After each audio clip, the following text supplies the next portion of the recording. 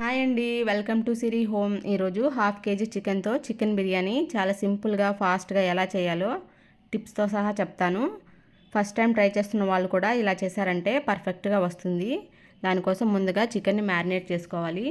Half KG chicken తీసుకొని నీట్గా wash చేసుకొని తర్వాత రుచికి సరిపడా ఉప్పు, చిన్న స్పూన్ పసుపు, 1 స్పూన్ కారం, 1 స్పూన్ ధనియాల పొడి, 1/2 spoon garam masala, 1/2 spoon chicken masala, చిన్న కప్పు పెరుగు, సన్నగా కట్ చేసుకున్న కొత్తిమీర, 1 స్పూన్ ఆయిల్ వేసుకొని మొత్తం ఒకసారి బాగా కలిపేసి ఒక హాఫ్ అన్ అవర్ పాటు మ్యారినేట్ చేసుకోవాలి. ఇలా చేయడం వల్ల చికెన్ పీస్కి మొత్తం మసాలాలన్నీ బాగా పట్టి సాఫ్ట్గా కుక్ అవుతుంది.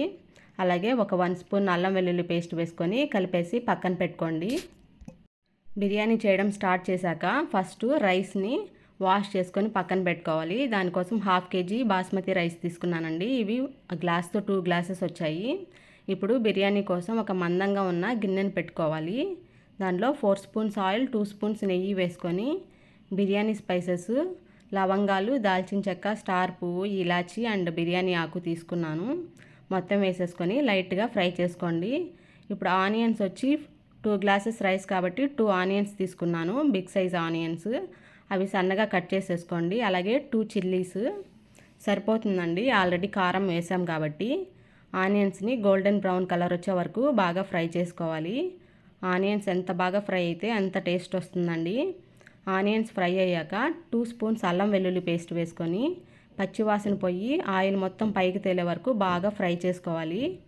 ఇప్పుడు పుదీనా అలాగే కొత్తిమీర వేసుకోండి. పుదీనా వేయడం వల్ల చాలా టేస్ట్ వస్తుందండి, కాబట్టి కంపల్సరీ వేసుకోండి. మొత్తం బాగా కలుపుకొని బాగా ఫ్రై చేసేసుకోవాలి. ఇలా ఆయిల్ పైకి తేలే వరకు బాగా ఫ్రై చేసుకోండి. తర్వాత ముందుగా మ్యారినేట్ చేసుకున్న చికెన్ కూడా వేసేసుకొని మొత్తం ఒకసారి స్ప్రెడ్ చేసుకొని 5 మినిట్స్ కుక్ చేసుకోండి.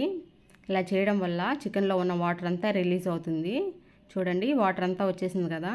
ఇప్పుడు ఒక్కసారి మొత్తం బాగా కలుపుకొని మూత పెట్టి 15 to 20 మినిట్స్ ఉడికించుకున్నారంటే చికెన్ కంప్లీట్గా నీట్గా ఉడికిపోతుందండి. చూడండి, చాలా సాఫ్ట్గా ఉడికిపోయింది. బాగా ఉడికిపోయింది కదా. ఇప్పుడు వాటర్ యాడ్ చేసుకోవాలి. 2 గ్లాసెస్ రైస్ కాబట్టి 4 గ్లాసెస్ వాటర్ యాడ్ చేసుకోండి. ఒకవేళ ప్రెషర్ కుక్కర్ అయితే 1 గ్లాస్కి 1.5 గ్లాస్ వాటర్ యాడ్ చేసుకోవాలి. ఇప్పుడు మొత్తం ఒకసారి కలుపుకొని సాల్ట్ చెక్ చేసుకొని సరిపోకపోతే వేసుకోండి.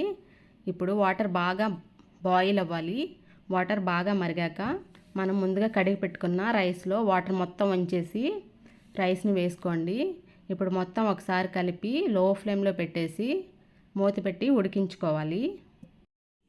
లో ఫ్లేమ్లో పెట్టి ఉడికించుకోవాలి.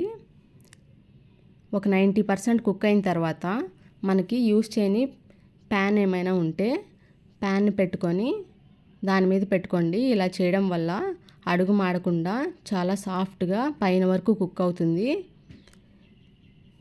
చాలా ఈజీ అండి. ఇలా అప్పటికప్పుడు చేసుకోవచ్చు. ఎవరైనా గెస్ట్లు వచ్చినా, బంధువులు వచ్చినా మనం చాలా సింపుల్గా చేసేసుకోవచ్చు.